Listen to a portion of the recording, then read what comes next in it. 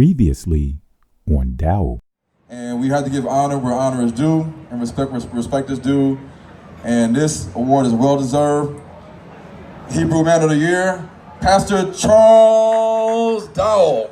Amen.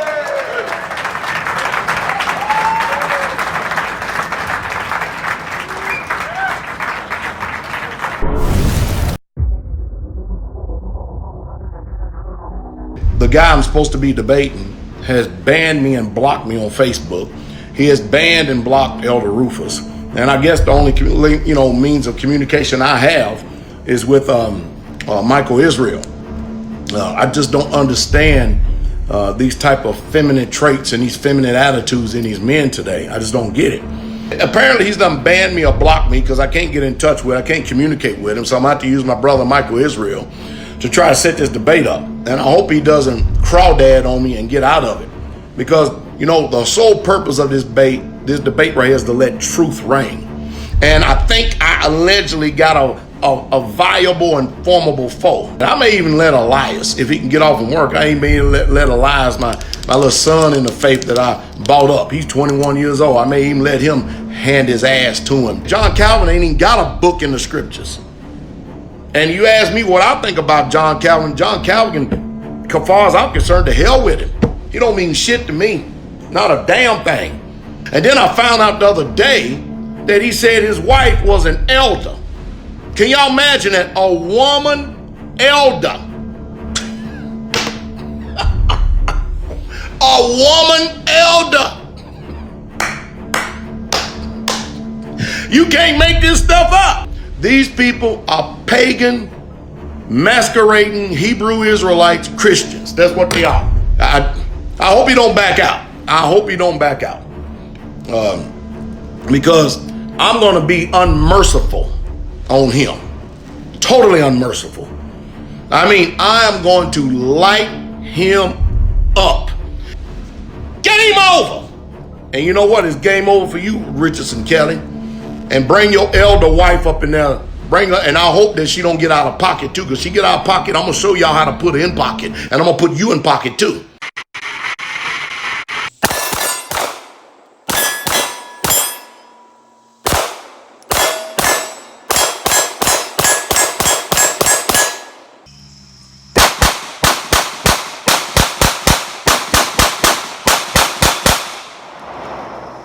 Barrett 50 cal.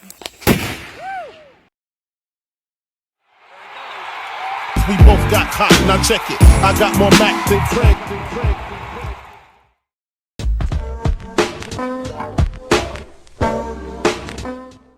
Craig Mack's health started to fail and he disappeared, only to resurface in 2012 at an alleged South Carolina cult called the Overcomer Ministry. Take a look. My name is Craig Mack. And what did you used to do when you was in the world? Wickedness. Okay. And what are you doing now? Righteousness. Whoa, hallelujah. The preacher of that ministry is Ralph Gordon Stair. Stair is now in jail, accused of sexually assaulting multiple women and children in his congregation. Today, a DailyMail.com investigation exposes what really happened inside the Overcomer Ministry and the new questions raised about Craig Mack's death. He introduced the occultic practices of RG Stairs to his own brothers and sisters. RG Stair is the actual architect of Straightway. They say this is a big rich town.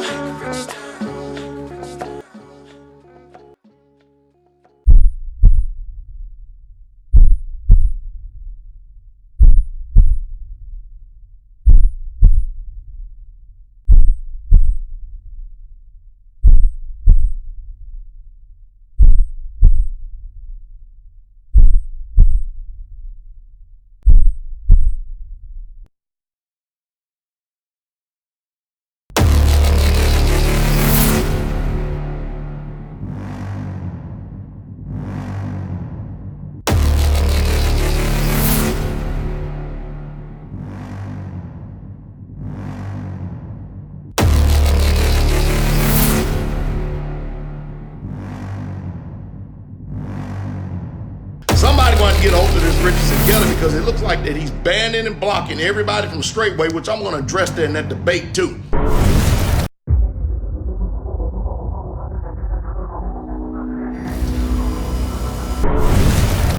And with that comes the exposure of a bunch of sissies and a bunch of transgender men masquerading around as Israelites. That's what come with it. So I'm going to lift up my voice like a trumpet, damn it.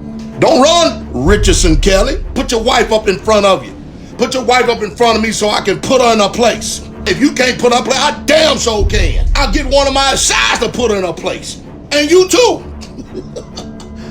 Your wife better not ever, if you and I having a discussion, the one mistake your wife better not ever do is think that she can speak amongst men. And Yah is a man of war. But this was what God wanted and needed from me. They were willing to follow him. Were willing to follow him to the point of death. There's no doubt in my mind that he heard a voice in his head and that he believed it was God. Did it make him dangerous? Yes. He had God-like control. David Koresh preached from the very beginning that he wanted to militarize his followers. And he started going to gun shows and purchasing huge amounts of weaponry, ammunition. It's war. These governments of this world are coming to end. Go ahead and laugh. Go ahead and muse in your mind and see what happens to you. They would shoot and have target practice, and there was always somebody up at the guard post 24 hours a day with a gun. You know, all you were taught was, this is what this gun looks like, this is what this helicopter looks like. When you see it, this is what you do. You're supposed to go inside quickly and tell an adult. They prepared you for war because that's what the belief was. Everything had to be military style. Let's start off by doing some house cleaning. I want to give proper clarity in defining the word slander. Let's start with understanding daba ra'ath, which transliterates to evil report. The question is, what is an evil report according to the Dabar HaKodash, which is the holy word? The Hebrew definition of ra'ath says this. Now, I'm going to read only what's highlighted in red. It says, to spoil, to make or be good for nothing, displease, do harm, do hurt, do mischief, punish, vex. Now let's go to the Hebrew definition of the word daba, which transliterates to the word report. It says, slander, defaming, evil report. And in the sub-entry it says, whispering, defamation. The Oxford Dictionary definition of slander says that it's the action or crime of making a false spoken statement damaging to a person's reputation. Now let's see the legal definition of slander. This is coming from law.com online dictionary. Slander, oral defamation in which someone tells one or more persons an untruth about another, which untruth will harm the reputation of the person defamed. Slander is a civil wrong, in other words, tort, and can be the basis for a lawsuit. Damages, in other words, payoff for worth for slander may be limited to actual, in other words, special damages. There's not a shred of proof of me slandering Dowell or anyone for that matter.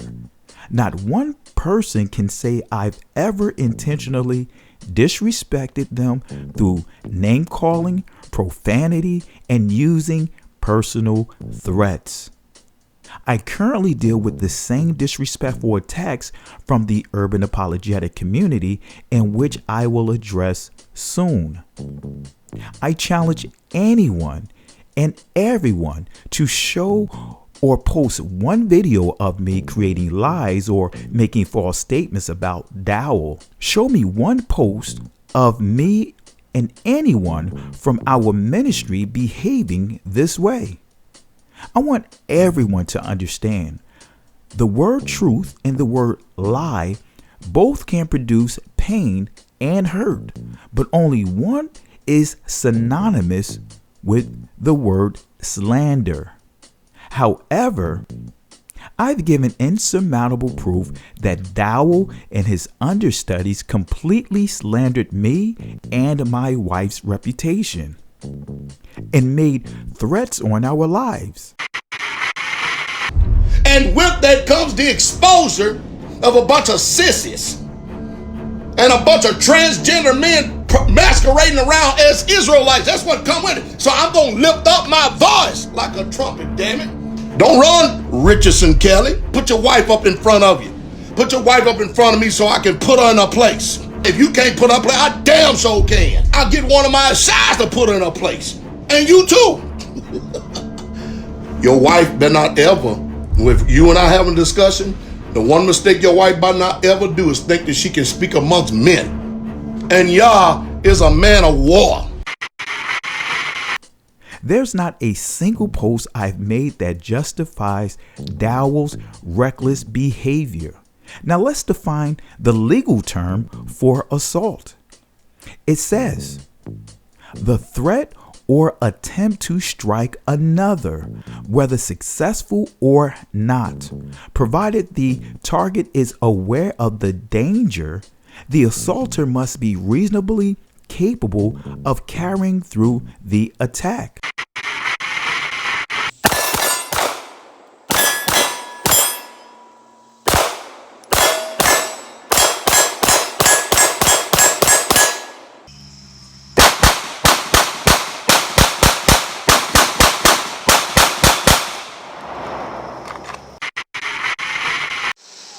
Shalom, Straightway Help Meets. I'm Sister Ashley. Sister Nicole, you gotta speak up, Sister Nicole, okay? Okay, I'm sorry. Okay, I'm Sister so Nicole. I'm Sister Ashley. I'm Sister Nicole. Hallelujah. And we carry concealed weapons. So I'm gonna show you, I want her to show you how she carries. We also want to give credit to our brethren, our shepherd, and our husbands who are very adamant about us carrying. And so then my master would always be like, well, where's your gun? Oh, well, it's in the front of my bag, because if you're carrying a child, you aren't going to be able to get to a gun in a belly band. In some states, if the assault is with a deadly weapon, such as sniping with a rifle, the intended victim does not need to know of the peril. Other state laws distinguish between different degrees, in other words, first or second, of assault depending on whether there is an actual hitting, injury, or just a threat. Based on the legal definition of slander and assault, I have more than enough evidence that substantiate a legal claim against Dowell as well as Straightway, in which I have clearly defined and made a clear distinction between the two. Dowell has made it clear in his display of his firearms that he as well as Straightway are more than capable in carrying out these threats. Numbers chapter 14 verse 36 and 37 gives the punishment that is coming to Dowell and all who participated in manipulating others to slander me and my wife, as well as others such as Elder Michael Johnson, Watchman and Deborah, Brian Howard, and others. It says this, and the men which Moses sent to search the land, who returned and made all the congregation to murmur against him by bringing up a slander upon the land. Even those men that did bring up the evil report upon the land died by the plague before Yahweh. Let's revisit the understanding of a narcissist. I'm just going to highlight 2 points. Number 1, grandiose, but brittle.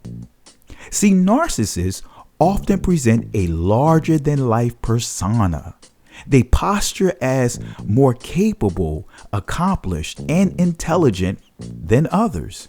They feel entitled to special treatment commensurate with their status.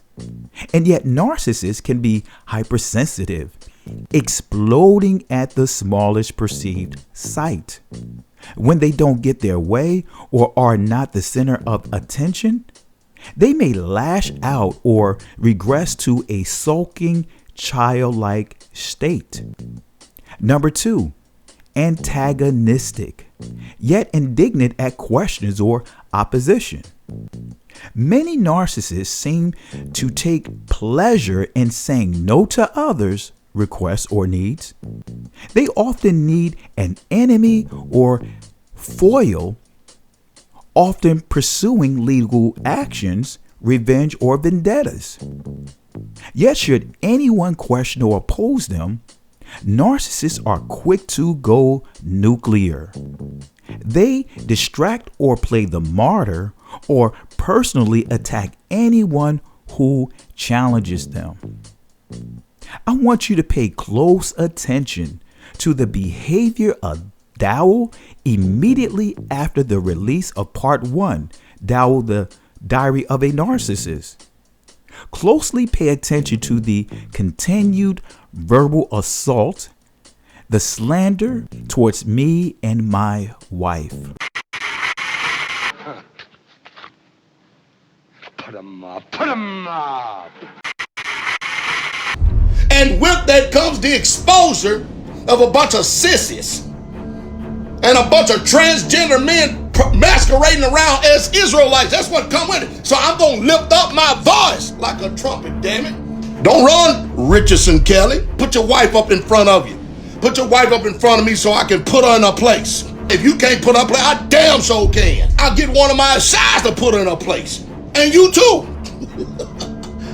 Your wife better not ever, with you and I having a discussion, the one mistake your wife better not ever do is think that she can speak amongst men. And Yah is a man of war. Now notice the complete shift for the purpose of damage control. What did you do that for? I didn't buy them. Is my nose bleeding? You had an opportunity to sit in an elders meeting. Yes. And you saw another dynamic of me that the world would never see. You follow me? You can, for your own self, with your own eyes,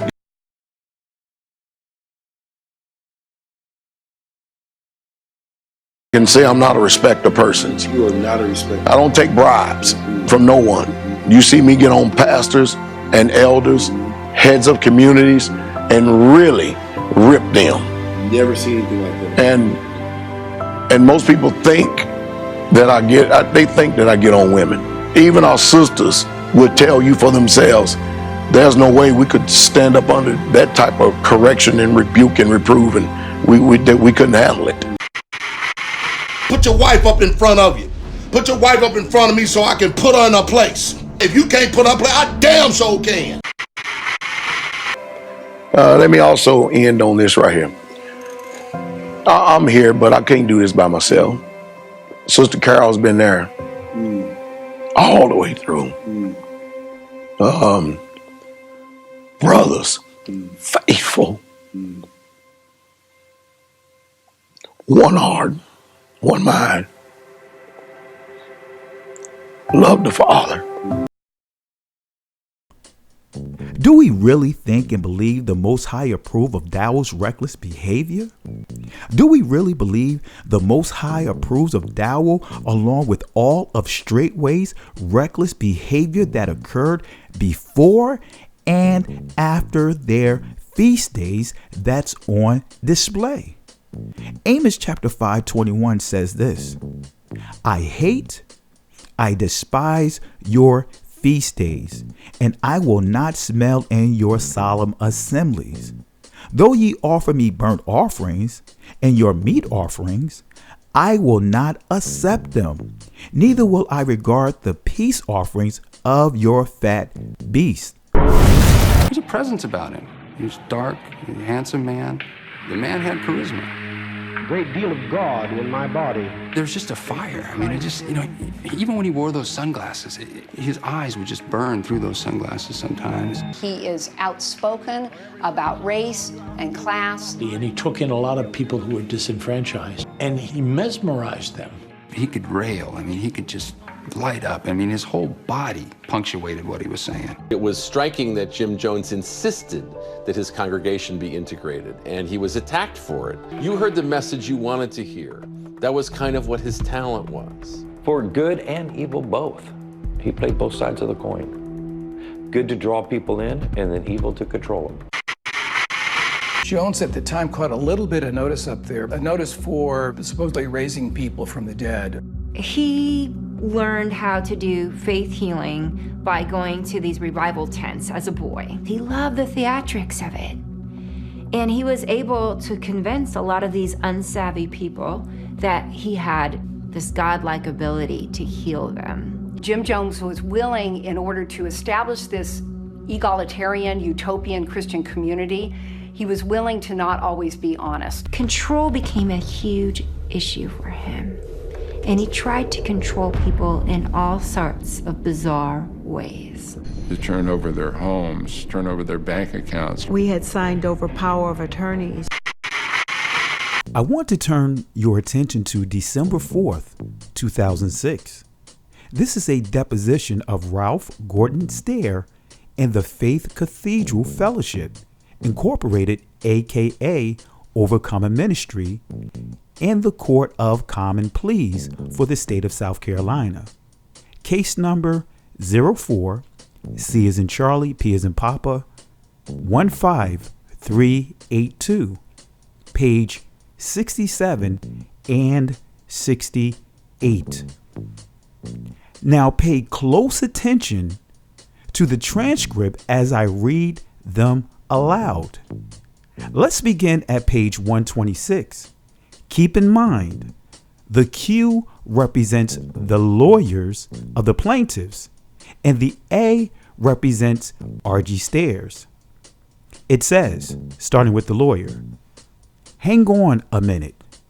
I am not trying to be rude, but it's going to make her job really hard if we are both talking at the same time.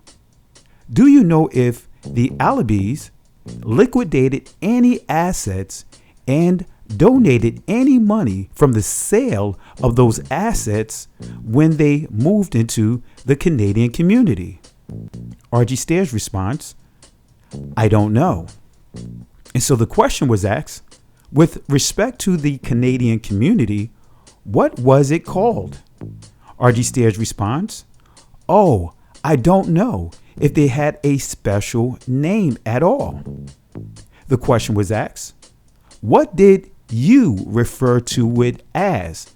The Canadian community? RG Stair's response, yes. The question is asked, where was it located? RG Stair's response, Saskatchewan. It's still there. As far as I know, the men still have the farm. So the question was asked, who are the men that have that community?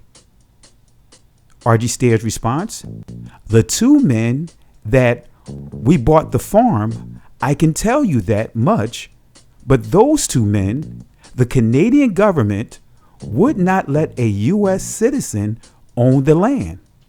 And these two men were supposed to be our friends, so we put them on, and I can't think of their names right now.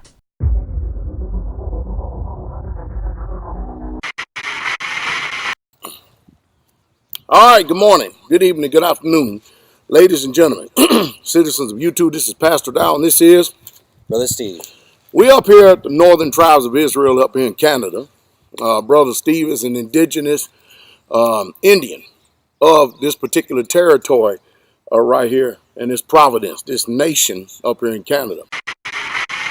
We're going to welcome Brother Paul to the family of Israelites here. Profession? In the name of Jesus Christ. Woo! Baptize you in the name of Jesus Christ.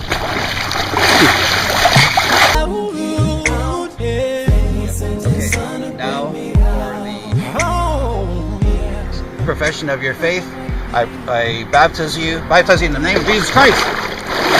Hallelujah. The question was asked. So the purchase price for the farm was actually paid by Faith Cathedral Fellowship. RG Stair's response, yes. The question was asked, how much was it? RG Stair's response, $15,000. I believe it was, or thereabouts.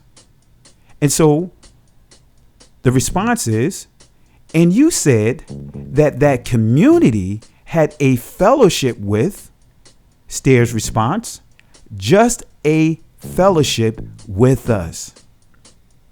The question was asked, what does that mean?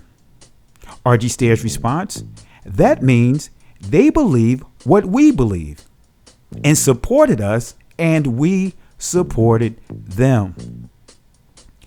The question was asked, were the expenses? RG Stair's response, no, they took care of everything up there.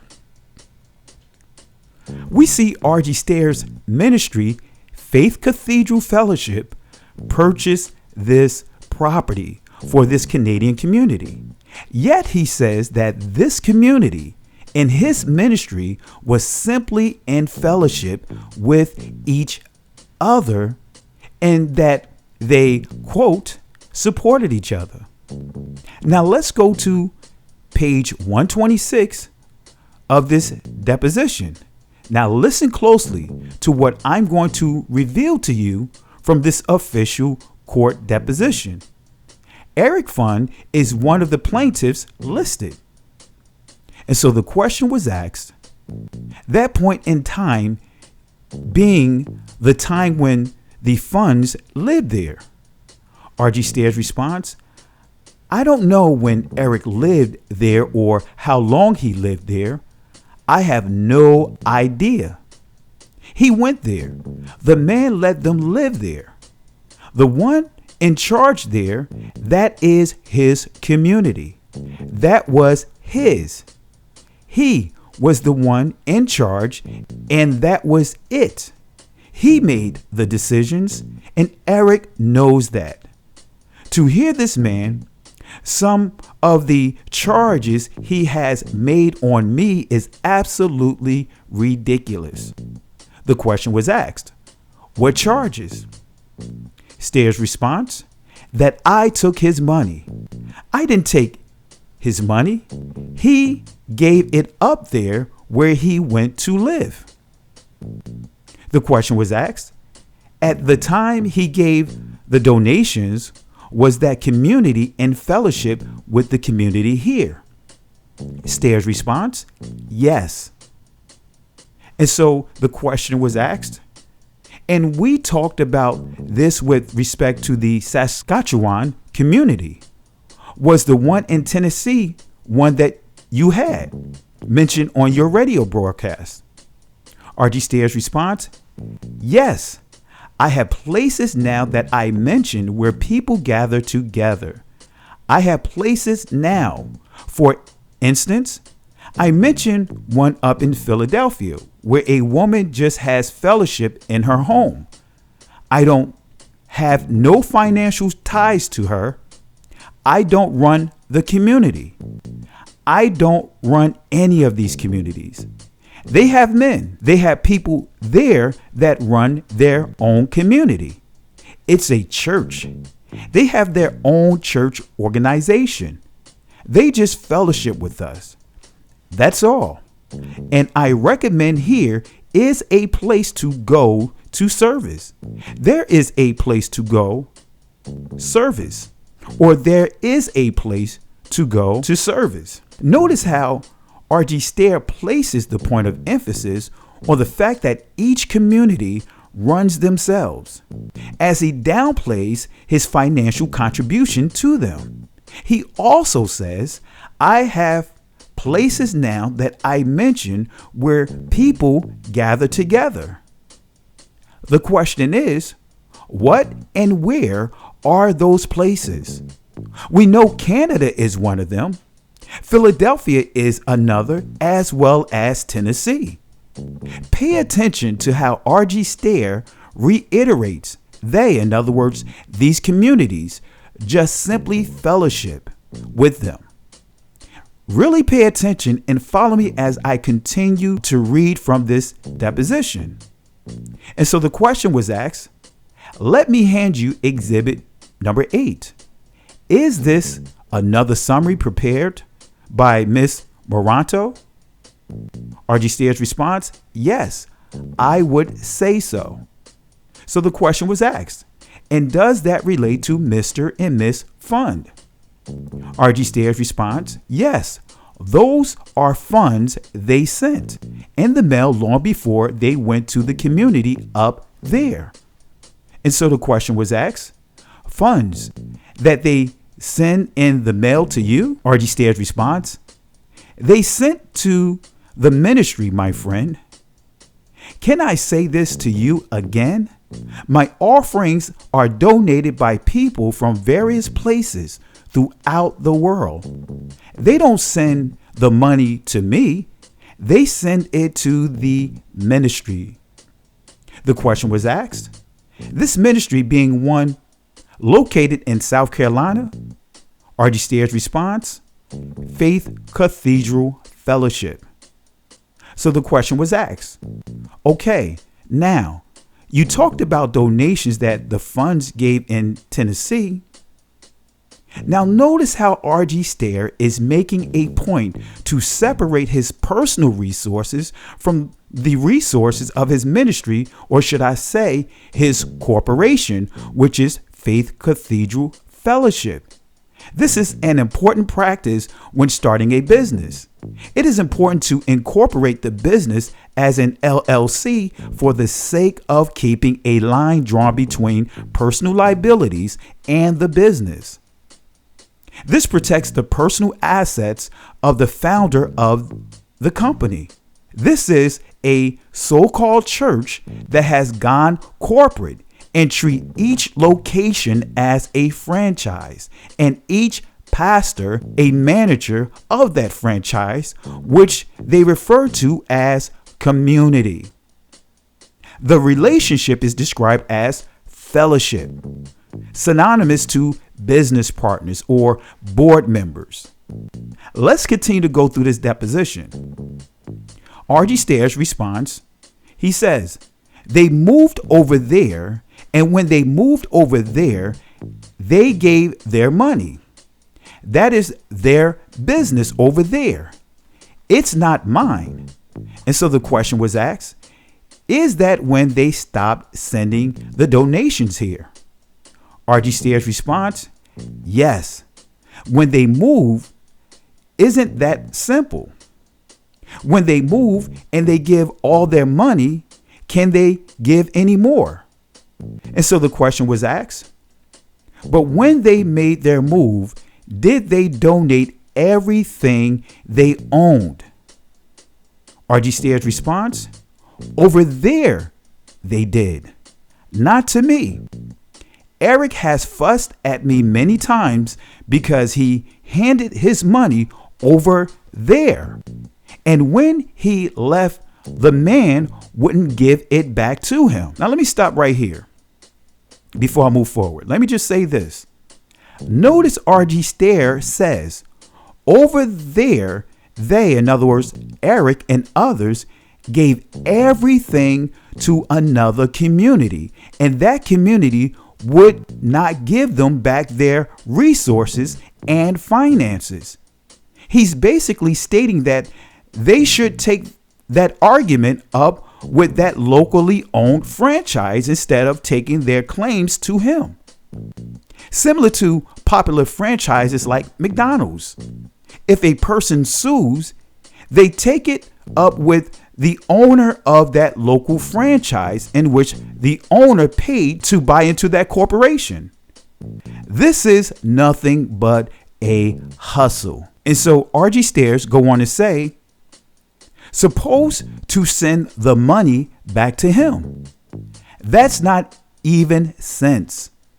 I don't even hardly know Eric. And so the question was asked, who is the man in Tennessee? RG Stairs response, his name is Dowell, Pastor Dowell. Ask him. He will tell you about him.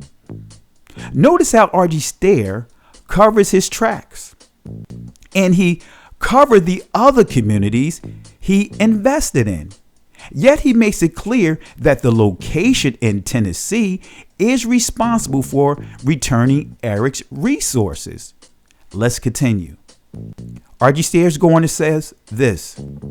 Yes, when I made the confession, I made it openly to the church. Then I called all these preachers that I knew from all these areas, all of them, and I had a meeting with the preachers, with the men of God, with the elders, and I went through it again. And Dowell was there. And they decided after that meeting that they were not going to fellowship with me anymore. And so the question was asked, now when you were in fellowship with these other churches, like Dowell's in Tennessee, was there any financial connection between your ministry and RG Stair's response? They maintained their own finances, and that was it. And so the question was asked, did they, for instance, did they send donations to you? RG Stair's response, yes. They would send donations here sometimes, and I would send donations there. We would help each other, whatever the need might be.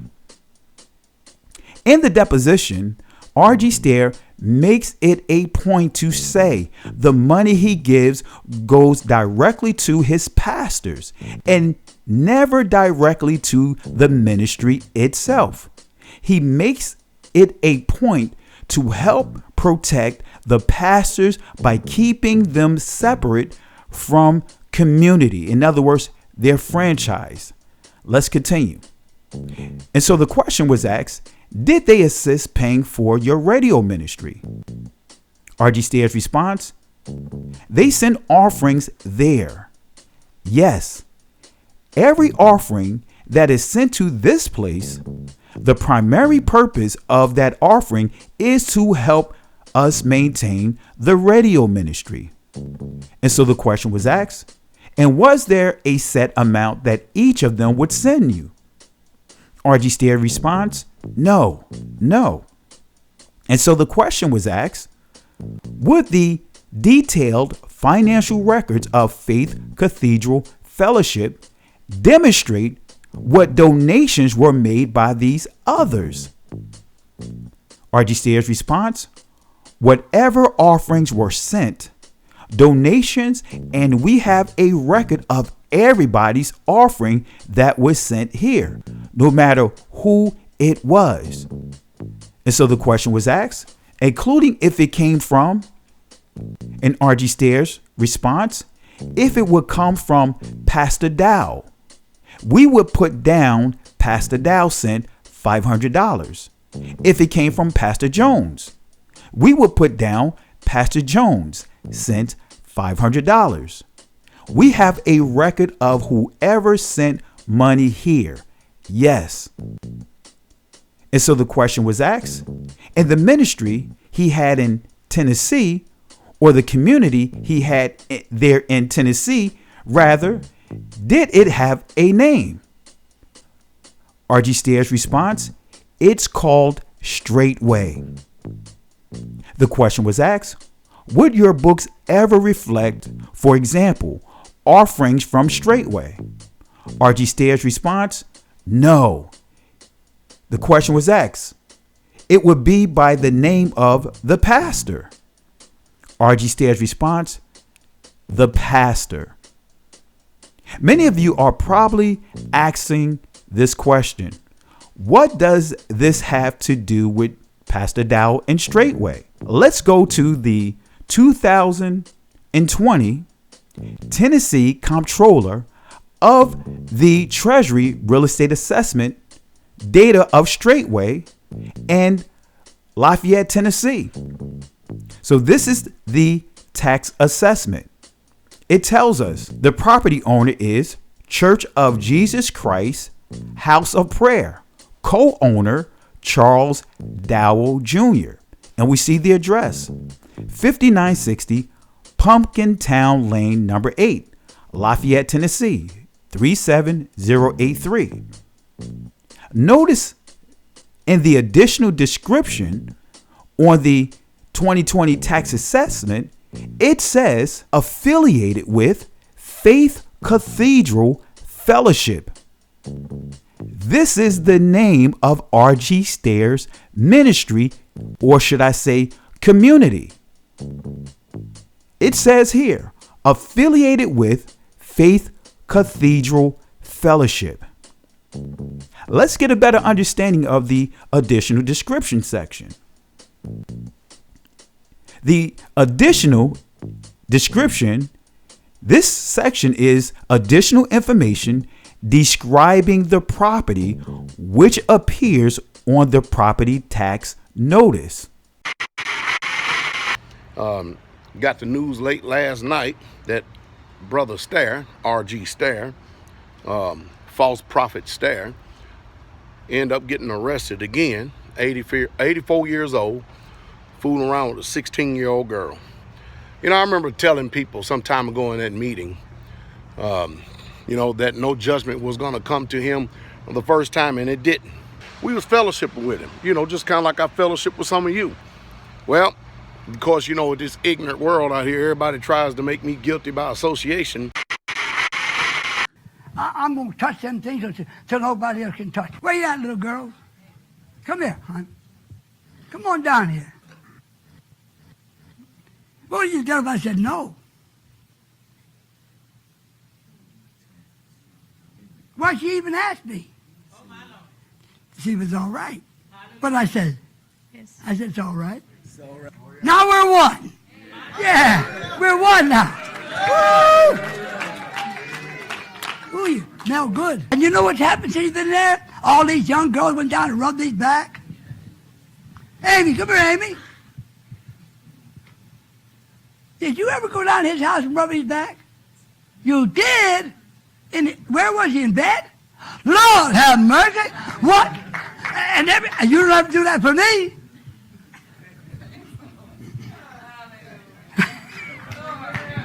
Why, he a big old fat thing, big mouth, smart aleck.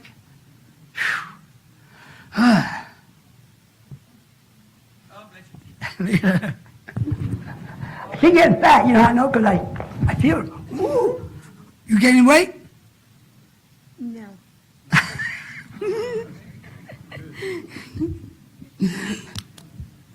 We're going to make it. We're going to make it nice, trim, slim, and trim. I'll give you a rub down. You shouldn't mention a woman's breast. Why not? Why not? What's wrong with it? I love them. I call them breasts. Okay. Lay your hand upon my breast.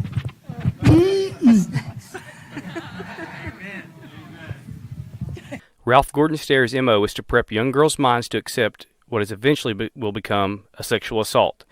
He uses his influence and position of spiritual power to control them. It's only within the last 6 months that he has begun to do it publicly. It concerns me that while listening to his recent speeches, that he has really began pushing that at the age of 13, a girl becomes a woman and can start being with boys and has to watch out for boys. Is that right?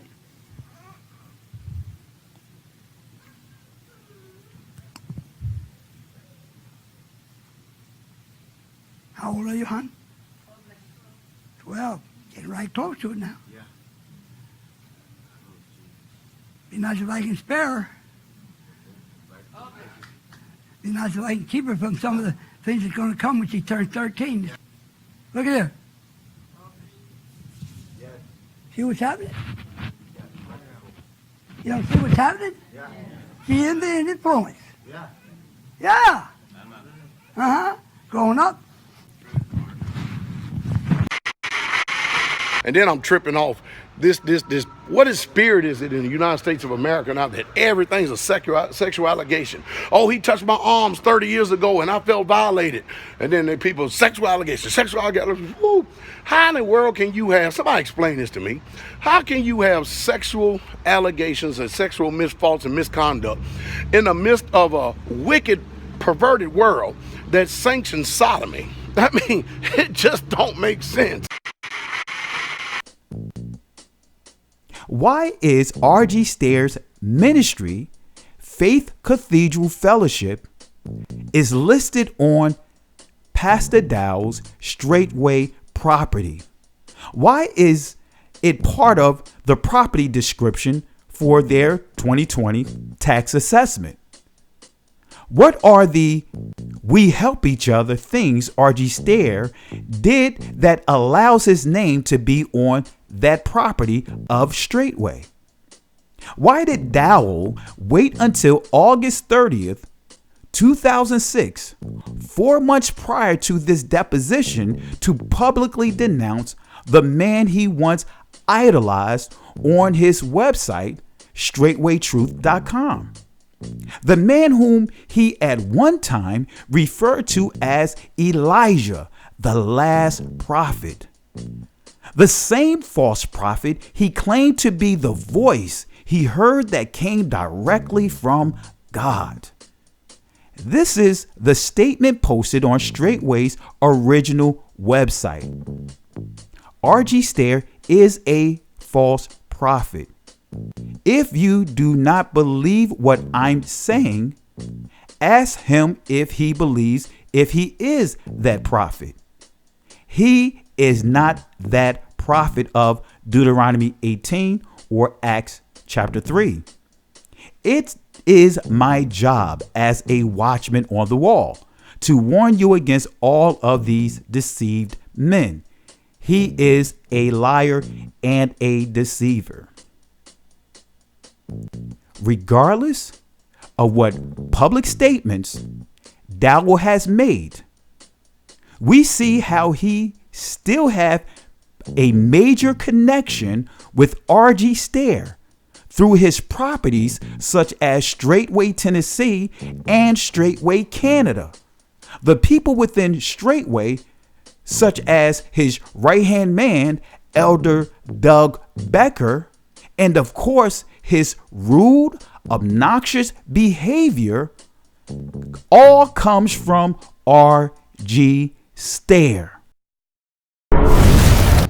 And with that comes the exposure of a bunch of sissies and a bunch of transgender men masquerading around as Israelites. That's what come with it. So I'm going to lift up my voice like a trumpet, damn it. Don't run, Richardson Kelly. Put your wife up in front of you. Put your wife up in front of me so I can put her in her place. If you can't put her in place, I damn sure can. I'll get one of my sides to put her in her place. And you too. Your wife better not ever, if you and I having a discussion, the one mistake your wife better not ever do is think that she can speak amongst men. And Yah is a man of war.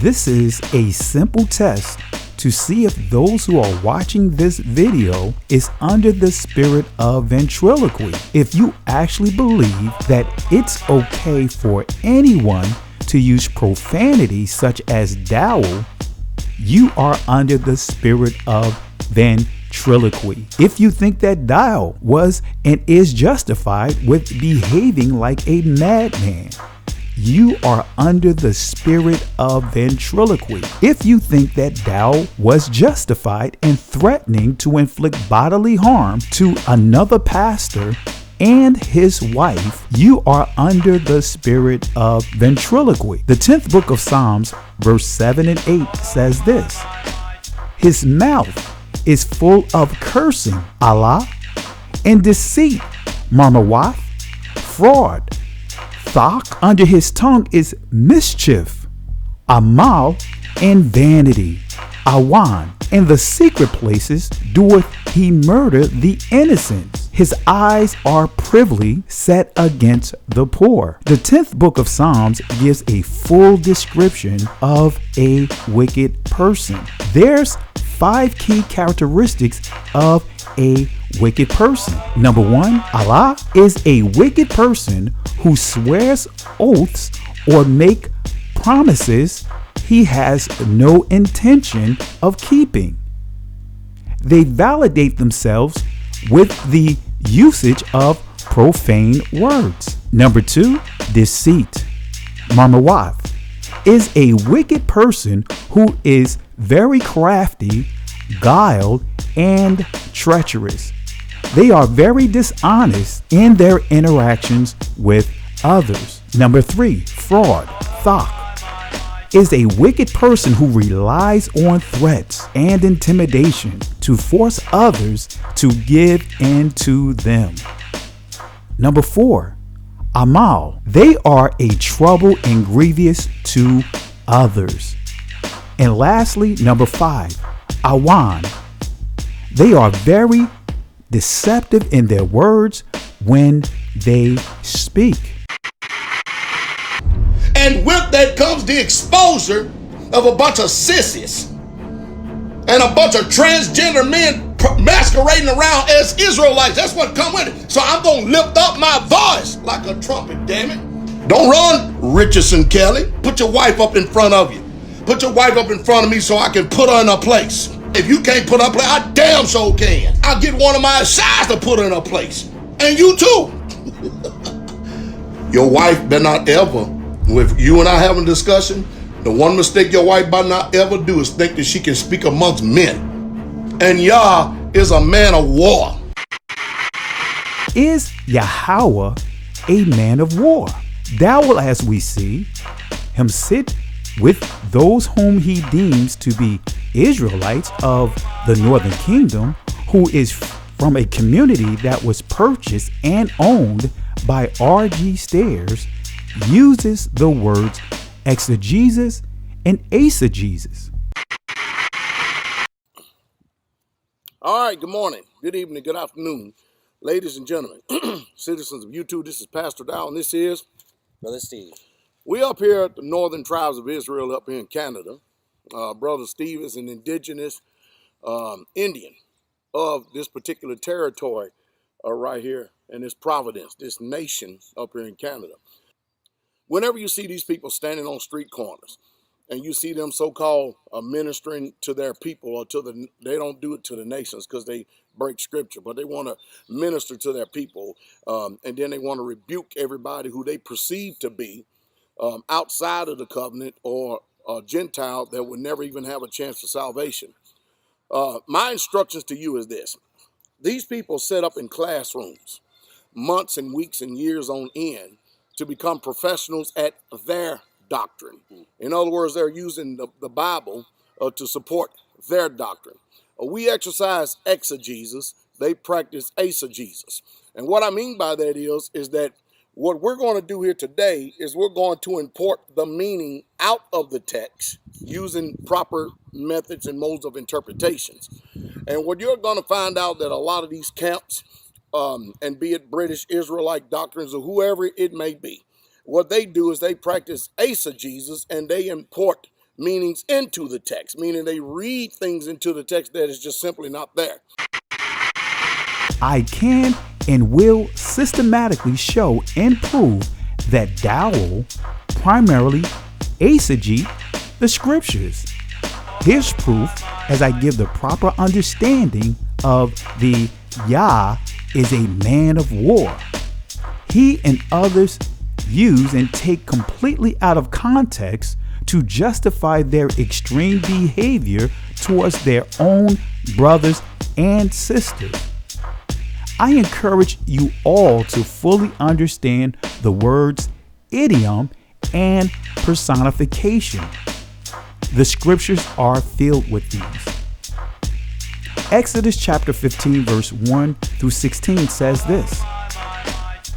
Then sang Moses and the children of Israel this song unto Yahweh, and spake, saying, I will sing unto Yahweh, for he hath triumphed, glorious, the horse and riders he hath thrown into the sea.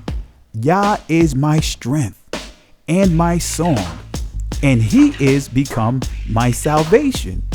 He is my Alahayim, and I will prepare him an habitation, my father's Alahai, and I will exalt him. Yahweh is a man of war. Malak Ma. Yahweh is his name. Pharaoh's chariots and his hosts hath he cast into the seas. His chosen captains also are drowned in the Red Sea. The depths have covered them. They sank into the bottom of the stone. Thy right hand, O Yahweh, is become glorious in power. Thy right hand, O Yahweh, hath dashed in pieces the enemy. Exodus 15 is a song of praise. Moses and his sister Miriam wrote and led all of Israel in singing as they gave a corporate worship to Yahweh for delivering them from their enemy. In this text, that enemy is the Egyptians. In this text, Israel is expressing their thanks for their deliverance. Verse 3 is expressing Yah will fight for us and stand against our enemies. In this text, Israel is not the enemy. Israel throughout the scriptures rebelled, but they were never viewed as an enemy of Yah. Dowell is truly operating under the spirit of Esau as he publicly threatened his own brothers and sisters. Another verse that refers to Yahweh having the characteristics of a man of war is Isaiah chapter 42, verse 13 and 14. It says, Yahweh shall go forth as a mighty man. He shall stir up jealousy like a man of war. He shall cry, yea, roar. He shall prevail against his enemies. Who are the enemies in this text? Is the enemies Yah's chosen people, the Israelites? Based on Dowell's and the rest of Straightway's behavior, they are quick to disrespect and threaten, supposedly, their own people. He revealed to us one day that all of the women were going to be his wives if he wanted them. He presented celibacy to the single men, single women to begin with. And the line that was crossed was basically that the marriages are dissolved and David Koresh is going to have all the women sexually. Well, I guess she was 17, something like that. There were 5 of us to begin with. Men and women were in effect divorced and asked to remarry each other. Sex was another form of manifesting his power. That is, it wasn't so much about sexual pleasure as it was dominance. It was the idea that I control your body as well as your mind. The body, body thinks the mind is crazy. The mind tricks the body, body thinks the mind is crazy. The mind tricks the body, body thinks the mind is crazy. The mind tricks the body, body thinks the mind is crazy. The mind tricks the body, body thinks the mind is crazy. The mind tricks the body, body thinks the mind is crazy.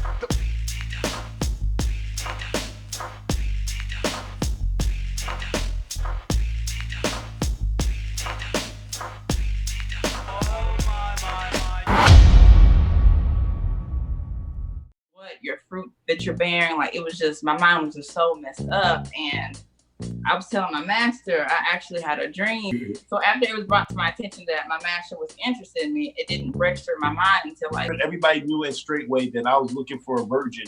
And what Yah was doing with me was, and the one that was looking right before her, she was a virgin, but I will say this much, she had a hard time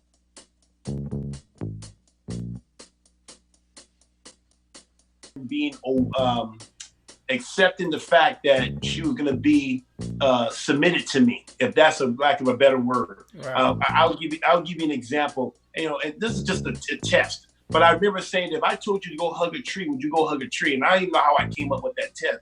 She said, well, why do I have to hug a tree? That just seems so demeaning. Bark like a dog. A big dog. Woof, woof, woof, woof, woof. Hop on one leg. Woof, woof, woof, woof, woof. Make a noise like an orangutan.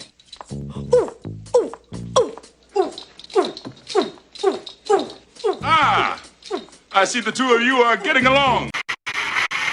On the entrance, as my master said, he wanted to come out first. I was married for 16 years to a woman that I met in college. We had 8 children, 7 boys, 1 girl. I've only knew of my 7 children. I never met my last child. I still have not met my last son. When I started looking, and I was looking for a virgin at that time, to be honest. I was actually, I made it very known that I was looking for a virgin. I wanted to be with a virgin because I just thought that, I can make this woman my own and create her into my own image. In our ministry, about polygyny. Now, everybody knows that my goal is to have 94 children. If you don't know that, now you know. Listen to this. How many people came to the wedding of your family? 0. Wow. But you're real family. But listen to this. She goes, I'm her master. She's my property.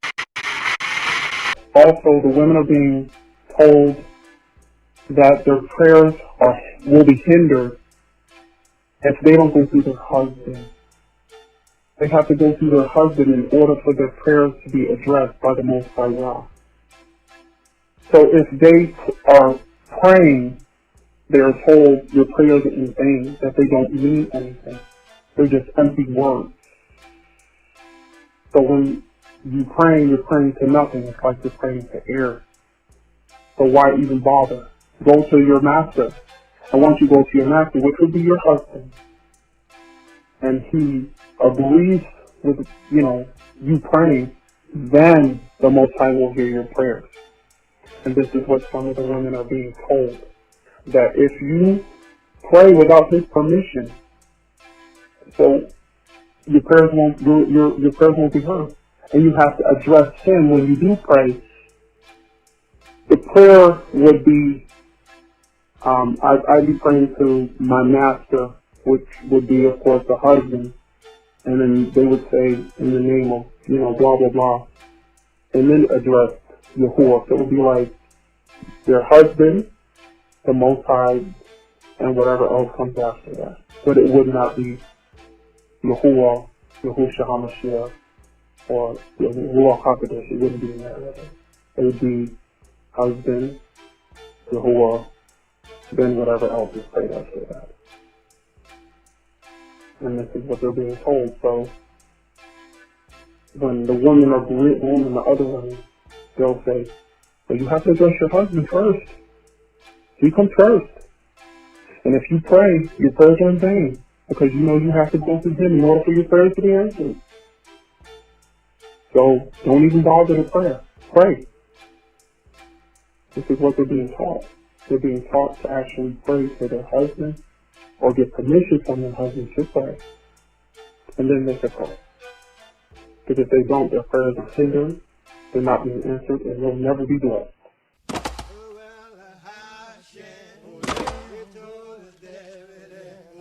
Well, there's a young woman in here about 19, 20, 21. Anybody in here like that, young women, anybody that age, 19, 20, 21? Stand up now. What man would be worthy to be able to cover a daughter of Zion? That's you, right? I just told Elder Rufus and said, get up Straightway tomorrow. Nice young man, maybe 30, 35. Well, he said at 28, yeah, somebody's established. A lot of the older women, they have no place, especially if they are widowed, if their husband has passed away. They feel like just go on with your life. You know, you could leave the community. They're not even considered a commodity at all.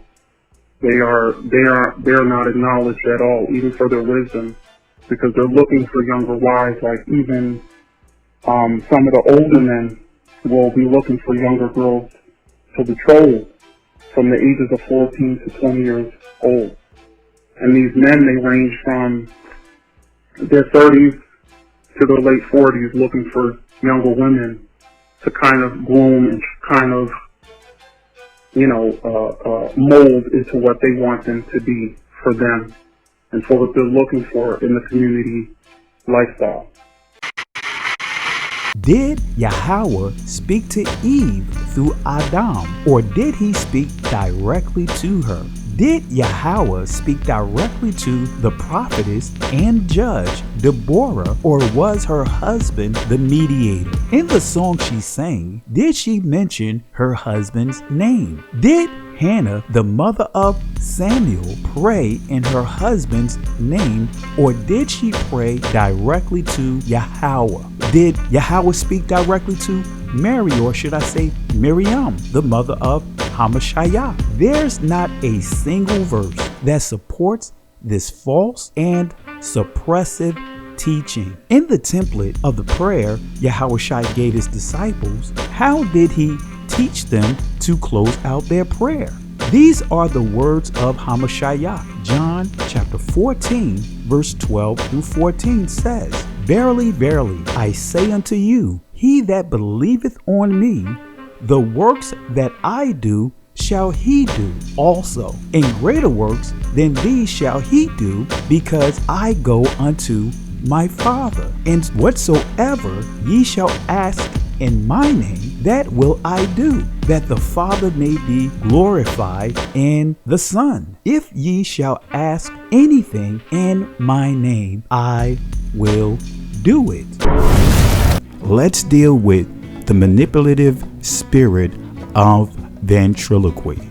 Acts chapter 16 verse 16 through 20 says this, And it came to pass, as we went to prayer, a certain damsel, possessed with a spirit of divination, met us, which brought her masters much gain by soothsaying. The same followed Paul and us, and cried, saying, These are the servants of the Most High Elohim, which shew unto us the way of salvation. And this did she many days. But Paul, being grieved, turned and said to the Spirit, I command thee in the name of Yahushua HaMashiach to come out of her. And he came out the same hour. And when her masters saw that the hope of their gains were gone, they caught Paul and Silas and drew them into the marketplace unto the rulers, and brought them to the magistrates, saying, These men, being Jews, do exceedingly trouble our city. The Hebrew word that transliterates to damsel is na'ar, which means a boy from the age of infancy to adolescent, a girl of similar latitude and age, babe, young man, and as we see, it also means young woman. This damsel was possessed with a spirit of divination. Let's deal with the word possessed, and we'll circle back to the word divination shortly.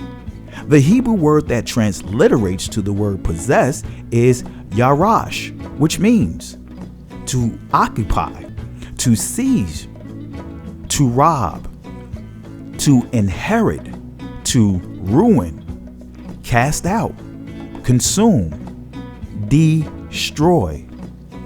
Let's highlight a few additional words that will give you proper understanding of the different tools utilized by those operating under this spirit of ventriloquy. Let's go to the etymology dictionary definition of enchantment.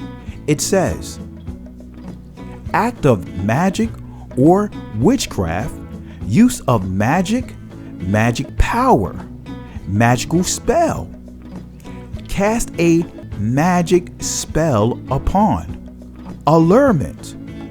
The Hebrew word that transliterates to enchantment is nakash, which means to hiss, whisper, a magic spell, enchantment. So my question is, what creature hisses? The answer is a snake, which leads me to the Hebrew and Greek definitions of divination. Let's start with the Hebrew word quasam. It means to distribute, an example, determined by lot or magical scroll. By implication, to divine. Diviner. It goes on to say soothsayer. Use divination. And then the sub entry that you see here, it says of false prophets of Israel. Now let's see what the Greek word puthon that transliterates to the word divination means. It says a python, by analogy with the supposed diviner, inspiration, soothsaying. In sub-entry number 1, we see it says Greek mythology, the name of the Pythian serpent or dragon that dwelt in the region of Pytho. And it goes on to say a spirit of divination. And so the Greek word puthon transliterates to the English word python, which is referring to a large python serpent. Let's deal with some interesting facts about the python. See, the python is a constrictor.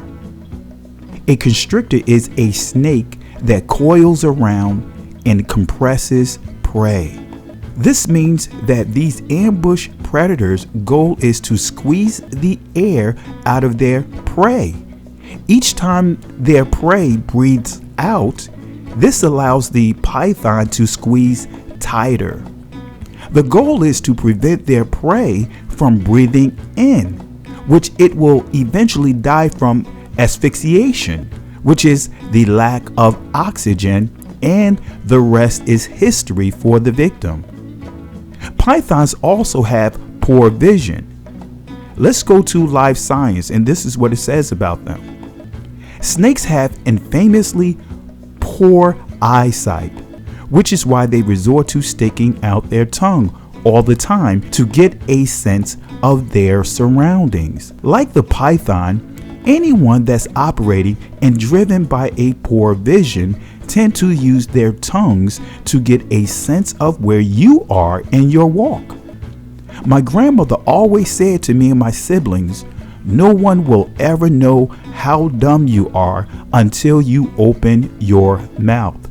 She also warned, wherever there's a witch, there is a warlock lurking.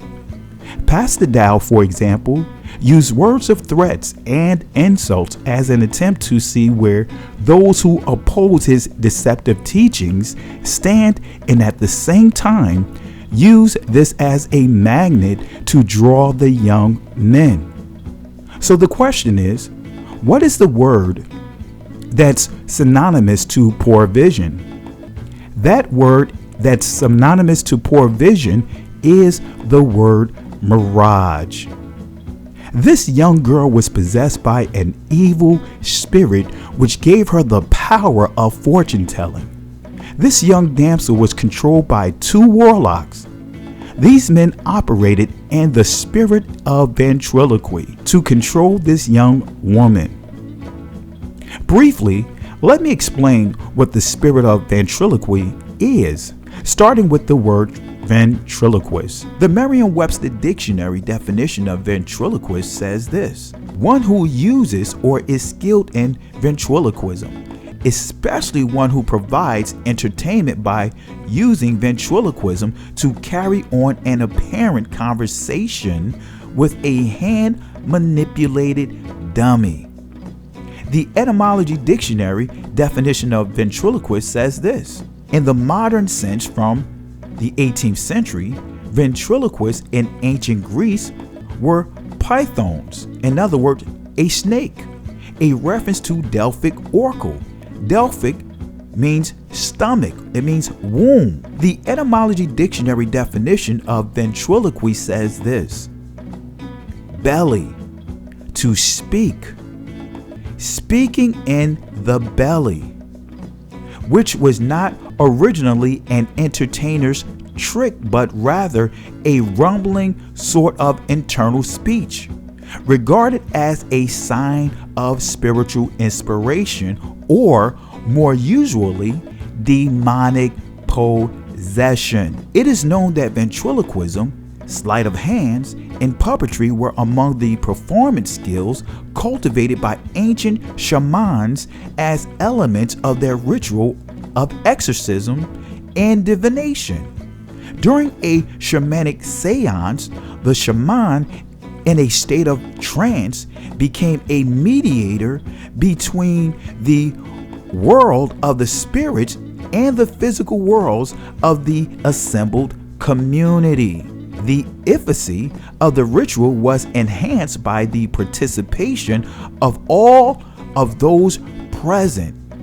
And to achieve this, the shaman employed various combinations of drumming, dancing, chanting, miming, ventriloquism, puppetry, illusionism, and other performance skills, which together with the desire and belief of the members of the community could produce a dream-like atmosphere. And so, these two men who enslaved this girl had lost their top moneymaker. She was delivered from this python spirit and the spirit of ventriloquy. These men had her bound to. And so the men were so frustrated. They were so angry, full of wrath, full of vengeance. They caught Paul and Silas and dragged them before the magistrates of the city and brought false charges against them. Likewise, Dowell and his understudies are using polygamy through the spirit of ventriloquy to draw the young men. This is why Dowell went nuclear like these warlocks out of fear of losing his influence over his followers, starting with the women. And with that comes the exposure of a bunch of sissies and a bunch of transgender men masquerading around as Israelites. That's what come with it. So I'm going to lift up my voice like a trumpet, damn it. Don't run, Richardson Kelly. Put your wife up in front of you. Put your wife up in front of me so I can put her in her place. If you can't put her in place, I damn sure can. I'll get one of my sides to put her in her place. And you too. Your wife better not ever, with you and I having a discussion, the one mistake your wife better not ever do is think that she can speak amongst men. And Yah is a man of war. Jeremiah sight. There was no reason for that, you traitor. There was no reason for that. Damn you.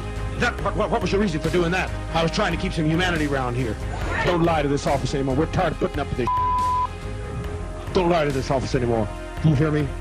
Get your ass over there and sit down and see how well you work. People don't appreciate goodness. Sit your ass down. Maybe this is a clue, Carter, that he's not the best person to be following. Jim Jones had become an object of worship. The rage was there, you could see it. The evil here is about power. Unquestioning obedience is what he looked for in his followers.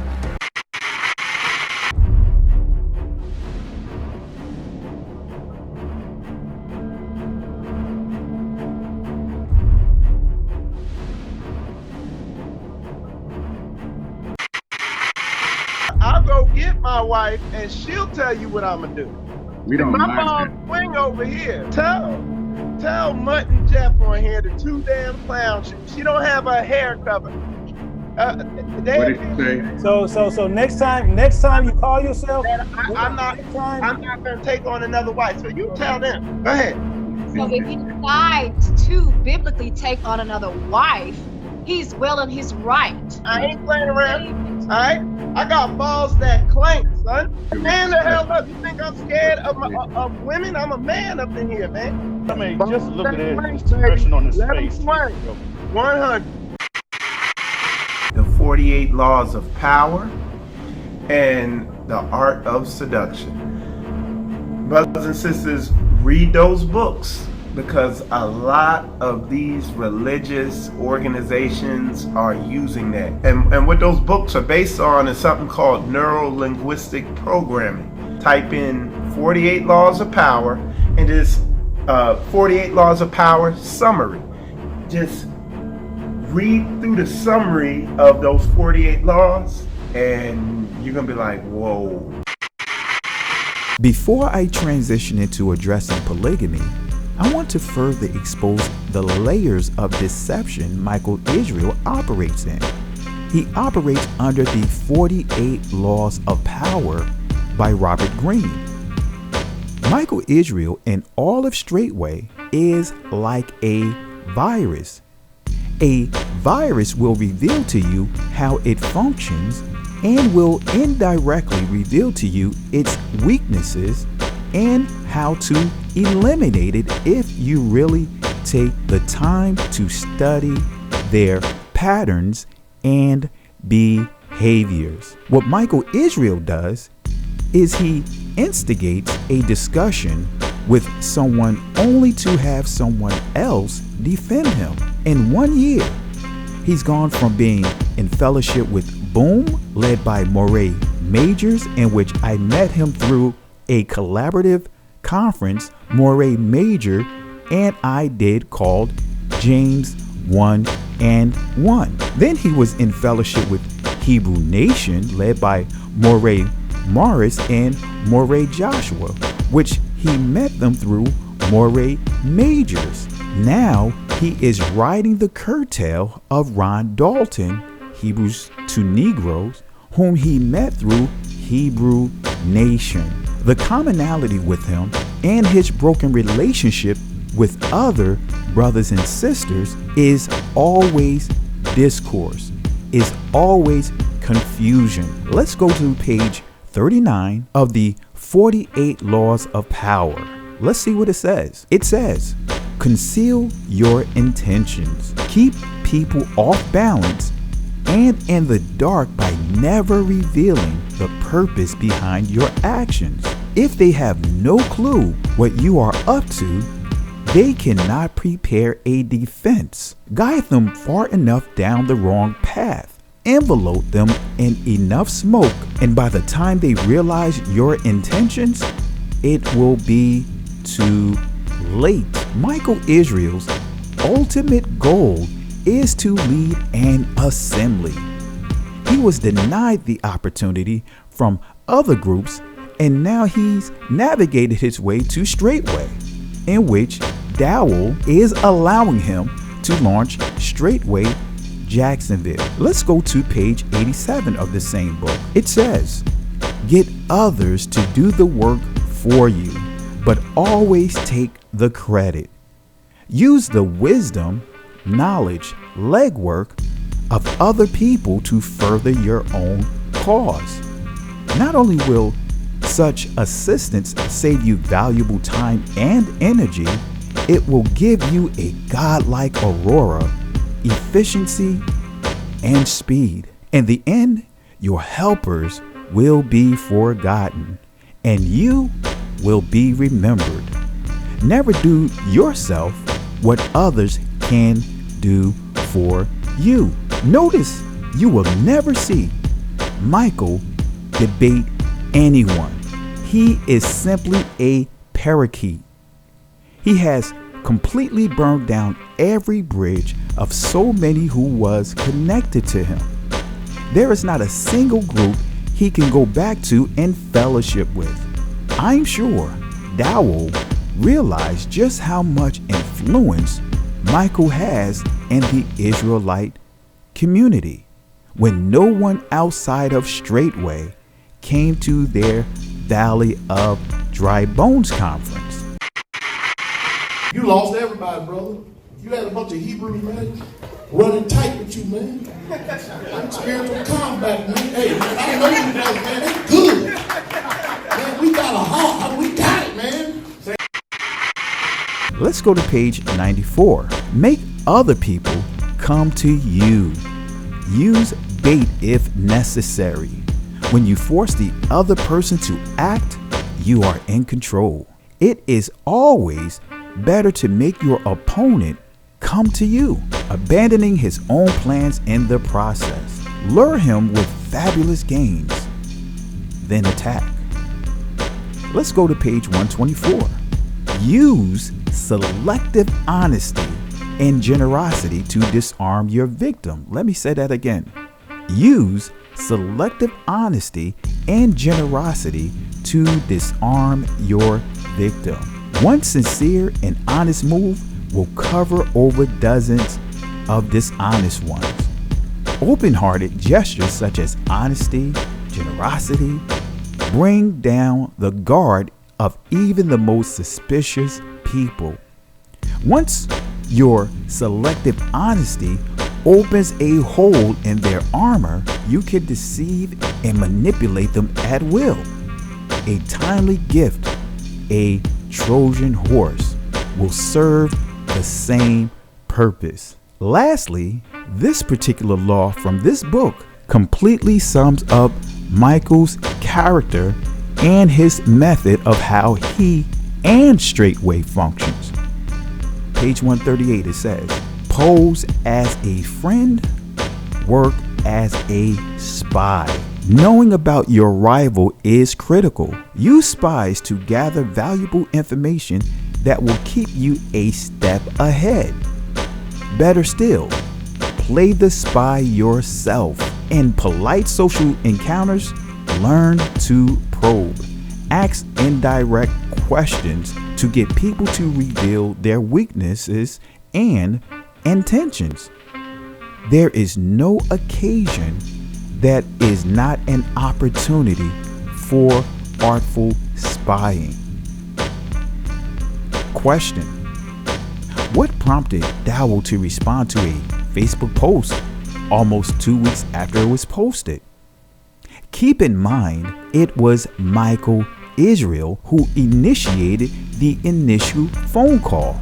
How did Dowell know that my wife is an elder when my wife is not on social media? She is not online. She is not on Facebook. She does not have a social media account. However, he did meet her at the Great Awakening conference. It's called Tricosi, and it means wife or slave of the gods. It's an ancient West African tradition that to this day enslaves thousands of women and young girls, some as young as 7 years old. They're condemned to a life of slave labor and sexual servitude, not because they did anything wrong, but because someone in their family committed a crime, sometimes generations ago. And to pay for the crime, their families must send young virgins to be the slaves of tribal priests, often for the rest of their lives. This is a Tricosi slave girl, right? A Tricosi girl. How old is this little girl? 7 years old. Do you know why you're here? No. What crime is this child paying for? Her uncle committed adultery. Slavery in this part of Africa is nothing new. Hundreds of years ago, at the height of the slave trade, the Volta River was one of its main highways. Millions of slaves were shipped to the Americas from coastal villages like these. But today, more than a century after slavery was abolished, thousands of young girls are held in bondage up and down this river. To find the girls and the priests, we had to travel to some of West Africa's most isolated places, deep in marshlands of the Volta River, in villages where Christianity is still seen as a hostile intrusion. This is where we found the tribal priest Gidisu, attended by one of his 10 slave wives.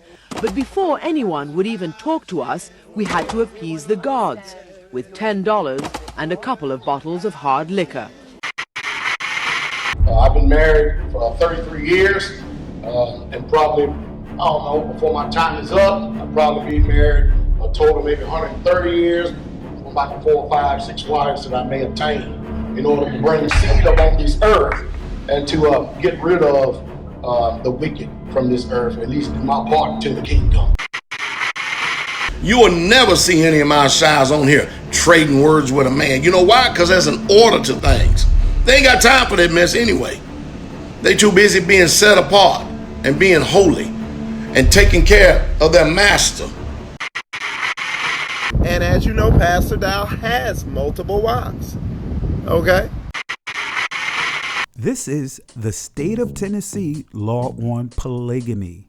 I'm going to read the 3 highlighted laws because they all tie into the overall presentation. 39-4-301, bigamy. 39-4-304, marrying husband or wife of another. 39-4-305, teaching or inducing to practice polygamy. Pastor Dowell is committing not only a federal crime, but also a number of felonies in the state of Tennessee because he is practicing and teaching polygamy. And as you know, Pastor Dowell has multiple wives. Okay? I've been married for 33 years, and probably, I don't know, before my time is up, I'll probably be married a total maybe 130 years, from about 4, 5, 6 wives that I may obtain in order to bring seed upon this earth and to get rid of the wicked from this earth, at least do my part to the kingdom. And as you know, Pastor Dowell has multiple wives. Okay? Contrary to what many in the Hebrew Israelite community think or believe, polygamy is a federal crime. In the state of Tennessee, I repeat, it is a felony to teach polygamy, and it is a crime to also cause anyone to practice it. There's a lot of confusion and selective deception in understanding polygamy, polygyny, polyandry, and bigamy. Is there a difference between bigamy, polygyny, polygamy, and polyandry? Is there a difference between the 4? Absolutely not. The only difference is polyandry refers to women having multiple husbands, but it falls under bigamy. Here's the legal terms of both polygamy and bigamy from the Law Dictionary provided by law.com. Polygamy, having more than one wife or husband at the same time, usually more than just 2, which is bigamy. It is a crime in all states. The Law Dictionary says this about bigamy: the condition of having 2 wives or 2 husbands at the same time. A marriage in which one of the partners is already legally married is bigamous, void, and ground for annulment. The one who knowingly enters into a bigamous marriage is guilty of the crime of bigamy, but it is seldom prosecuted unless it is part of a fraudulent scheme to get another's property or some other felony. Occasionally, people commit bigamy accidentally, usually in the belief that a prior marriage had been dissolved. Having several wives at the same time is called polygamy, and being married to several husbands is polyandry. Legally, polygamy and bigamy are the same. However, in the state of Tennessee, covers both terms to discourage their residents in that state to stay clear from practicing and teaching it. However, Dowell continues to practice and teach it. I want to turn your attention to revisit a site that I brought up in part 1, thenetteam.net, which contains a number of complaints about Pastor Dowell and R.G. Stair, along with others. I've included the links in the description for your review. I want you to focus on the complaint made by Steve L. Dowell also tried to take a concubine, a 14 or 15-year-old girl, as his third wife this past year. She has 2 other sisters, one older and younger. The mother left with the girls. The husband is still there at the Lafayette compound. Dowell is marrying off the young women is a money-making business transaction.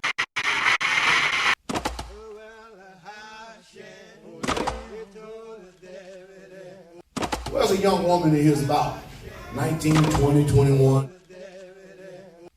Anybody in here like that, young women? Anybody that age? 19, 20, 21? Stand up, dog. What man would be worthy to be able to cover a daughter of Zion? That's you, right? I just told her Ruth and said, get up Straightway tomorrow. Nice young man, maybe 30, 35. Well, he said in 20 years, yeah, somebody's established. Last I heard, a wife through Dowell's ministry will cost upward of a $150,000 dowry to Dowell from the prospective groom looking for a wife. These are very troubling and disturbing accusations. Why? Because human trafficking is common among polygamous communities. What gives this website validity is that every complaint listed about Dowell have been very accurate and consistent, such as his relationship with RG Stair. Here's a former member of Straightway who Dowell collected a $5,000 dowry and a truck. This week I was privileged to receive the marriage certificate of my daughter. And so when you read the stipulations of the diary or the marriage certificate, you'll come across a section where it talks about the diary received for her, and it was, I think, 125 pieces of gold, and they specify kasef money, $6,000, as well as an SUV vehicle, which was stipulated in the marriage certificate. But prior to that, it actually emphasizes the parents of my daughter, and I wasn't in it for some reason. As I read it carefully, it actually said the daughter of Charles Dowell Jr. What? And Nelida Flores.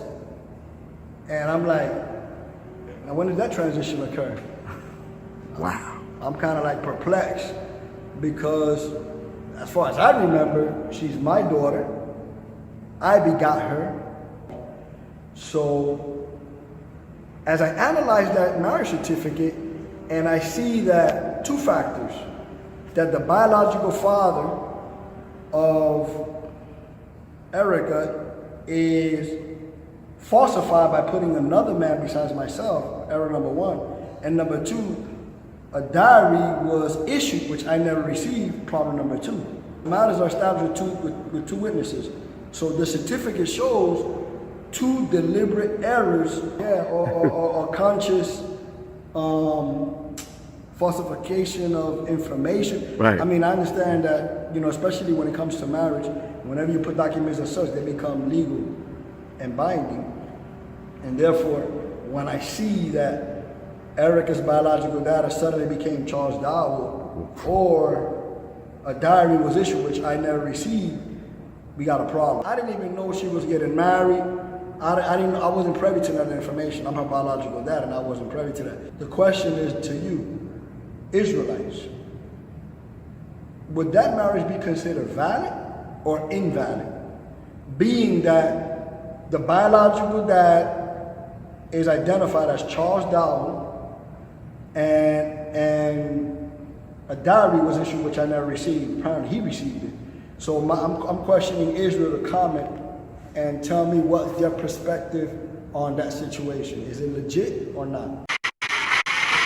Keep in mind, this is not Dowell's biological daughter, and yet he received a dowry. How much did the NFL player Kabir pay for his wife, as well as the other men within Straightway? How many of our women has he sold? More specifically, how many young women has he sold? I want to share some interesting facts about marriage during slavery. This is coming from the National Archives. Slave marriages had neither legal standing nor protection from the abuses and restrictions imposed on them by slave owners. Slave husbands and wives without legal recourse could be separated or sold at their master's will. Couples who resided on different plantations were allowed to visit only with the consent of their owners. Slaves often married without the benefit of clergy. And as historian John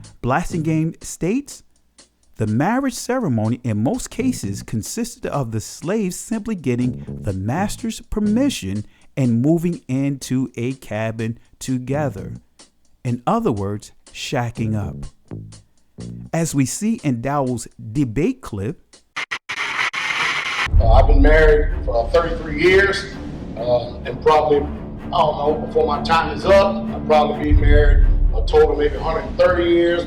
About 4, 5, 6 wives that I may obtain in order to bring seed upon this earth and to get rid of the wicked from this earth, at least do my part to the kingdom. He is operating in what is called the God or Christ conscience, as he states that he plans on having up to 6 wives with the goal of spreading his seed upon the earth to supposedly do his part in combating the wickedness of the earth. This is the spirit of lust in full display. This is coming from PBS History Detectives. This is an article titled Marriage. Marriage isn't what it used to be.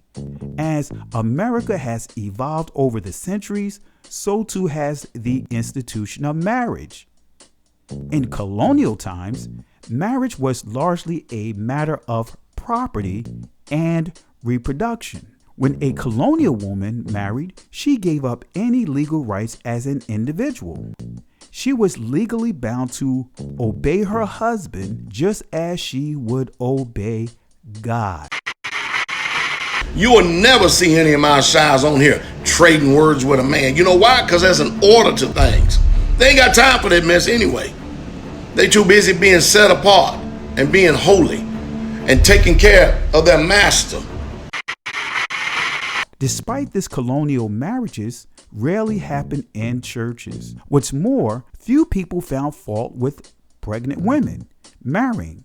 In fact, the practice was quite common in early America. None of these conditions applied to slaves, however, who were forbidden from marrying at all. Free African Americans were allowed to marry, but not across racial lines. Those laws continued in many states well into the 20th century. I'm going to show how Dowell and others practicing polygamy are operating under the spirit of the plantation owners, the slave masters. Do the scriptures condone Dowell and others breaking the laws of the land? Romans chapter 13 verse 1 and 2 says this: let every soul be subjected unto the higher powers, for there is no power but of Yahweh.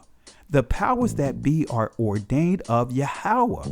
Whosoever therefore resisteth the power resisteth the ordinance of Yahweh, and they that resist shall receive to themselves damnation. See, the government is ordained by Yahweh, that is, the existence, the authority, the position. The offices of government are ordained by Yahweh. It is Yah's will that government exists and that persons have the authority to rule within the state. Yahweh allowed the Confederate, which is the 10 nations, to enslave his people due to their disobedience to him. Throughout the history of Israel, Yahweh used other nations to chastise Israel, and the United States is one of those nations. The government has authority only within the civil realm. That authority of the government does not extend beyond its position.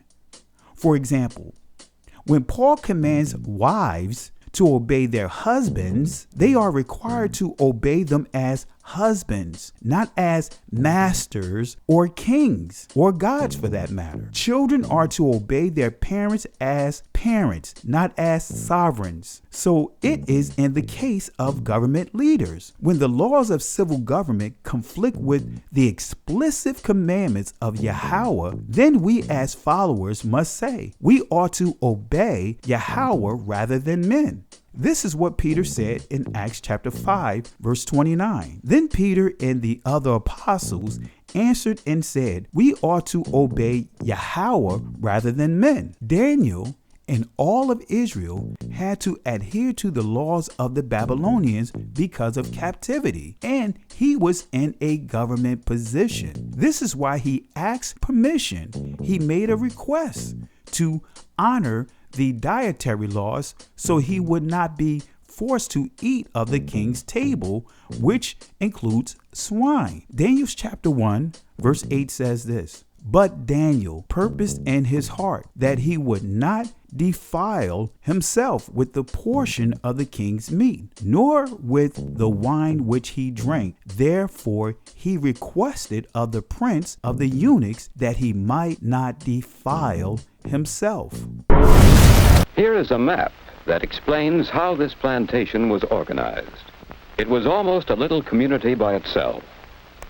Most of the sections of land were devoted to one crop, such as cotton. Other sections contained orchards, vegetable gardens, and pastures, the source of food for the people and the work animals. The buildings included the planter's home, a mill, workshops, and a row of small cabins for the slaves, who did almost all the work. Each plantation was practically isolated, and so had to be almost self-sufficient. Cotton was such an important part of the plantation system that it came to be called king cotton. The enormous amount of hand labor required to grow and pick the cotton was supplied by great numbers of slaves. This, then, was the economic background of the plantation. Today, the man who owns the plantation is called the landlord. If a male connects with another elder, they will commit land, or they will commit their son to work for them, or resources, or however they do that as well. That's also a fair exchange when it comes to that. Resources is very important because they said that,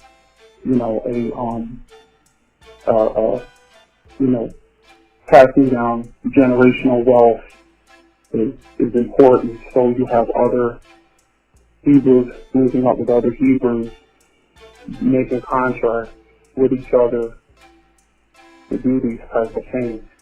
So that, because they feel that it'll grow them as a nation, as a whole, as a group of people, lacking nothing.